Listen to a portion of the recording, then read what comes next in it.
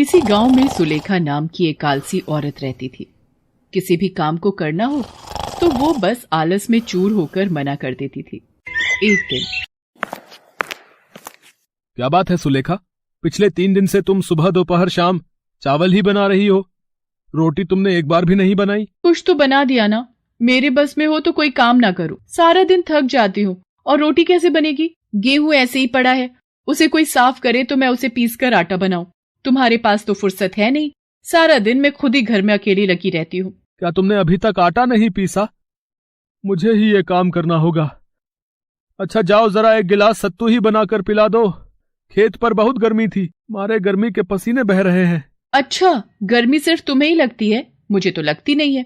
मैं भी अभी रसोई में दाल भात बनाकर आई हूँ, अभी बैठी हूँ।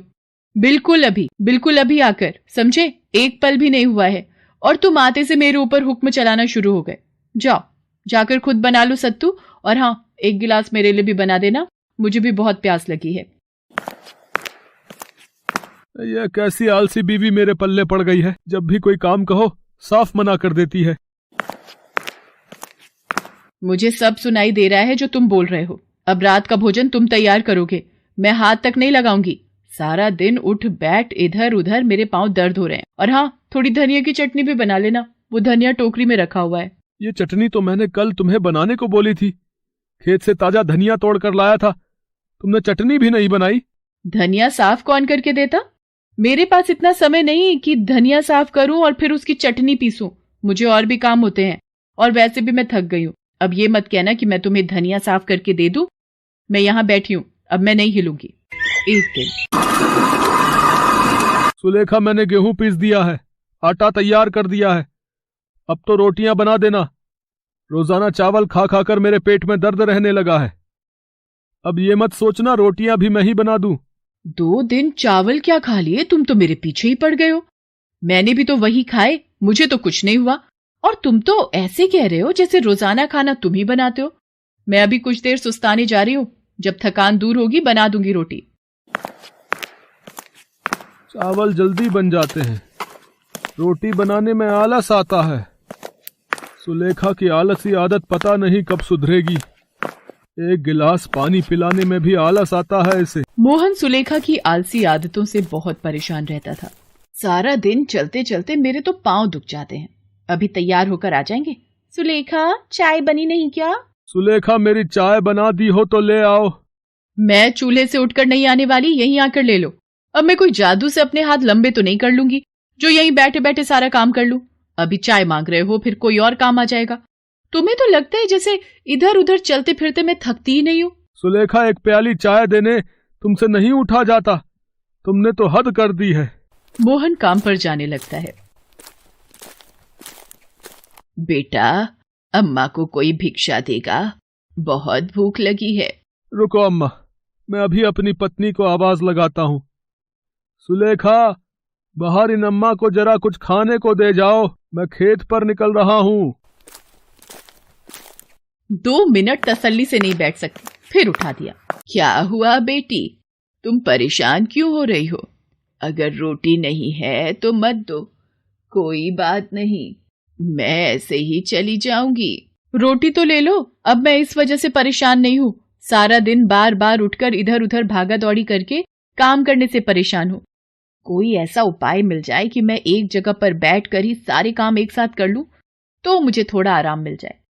मेरे इतने लंबे हाथ तो है नहीं कि मैं एक साथ सारा काम कर लूं। छोटे छोटे 2 हाथ हैं। आप ही बताओ कितना काम कर लूंगी? अच्छा, तो ये बात है। अगर तुम्हारे हाथ लंबे हो जाएं तो तुम खुश रहोगी, तुम्हारी सारी परेशानी दूर हो जाएगी। अरे, फिर तो मजा ही आ जाएगा। अगर मेरे हाथ लंबे हो गए तो मैं तो कोई भी काम बैठे बैठे चुटकियों में कर लूंगी। ठीक है, फिर आज से तुम्हारे हाथ लंबे हो जाएं। देखते ही देखते सुलेखा के दोनों हाथ लंबे हो गए और वो खुशी खुशी घर के भीतर आ गई। अरे वाह, ये तो बहुत अच्छा हो गया।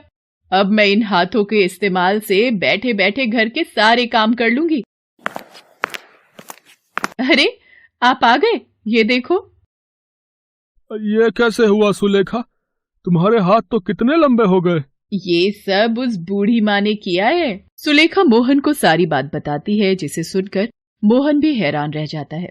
अब तो सुलेखा घर के सारे काम अपने लंबे हाथों से बैठे बैठे ही कर लिया करती थी, और अब मोहन भी उसे कुछ नहीं कहता था।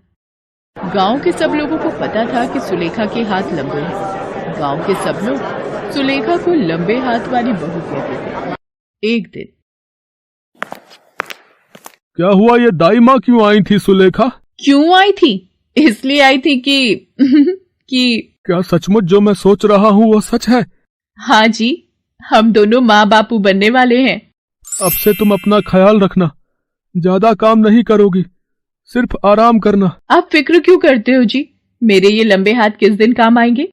इनकी सहायता से मैं तो बैठे बैठे सारे काम कर लिया करूंगी।